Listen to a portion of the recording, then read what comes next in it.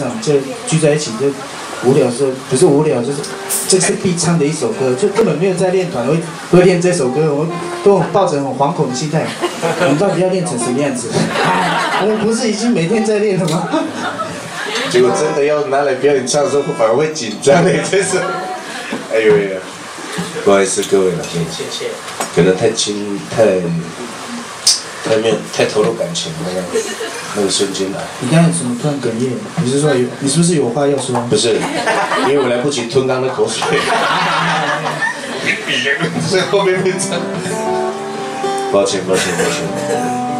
没有，主要是看到这么多人啊，尤其是第一排的观众给我威胁感蛮大的。开玩笑的啦，但是90%是真的。老梗。对。那个讲老梗的，麻烦你们出去好不好？你们看好几次了，听不腻吗？真的我们真的也是有检讨了嘛，还是要唱一些新歌啦。像接下来这一首就是新的歌，为大家带来《月亮的乳晕》。好新哦！最新的这首歌真的是，因为是今天第一次唱啊。海丽说也是哦，好新哦。好新哦。对。少华，你是不是想要讲什么？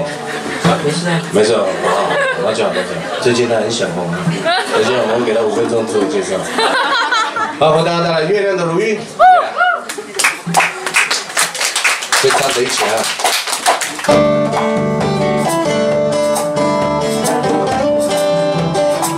不会的，你们就动嘴巴了哈。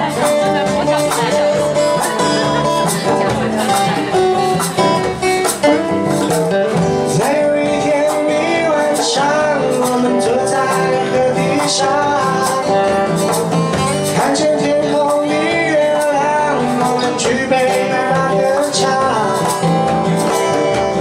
突然发现今天的月亮特别亮，原来是老人家说的月亮的乳晕。他们说会发生大事情，也许吧。但是我们还是举杯把歌唱，一起来。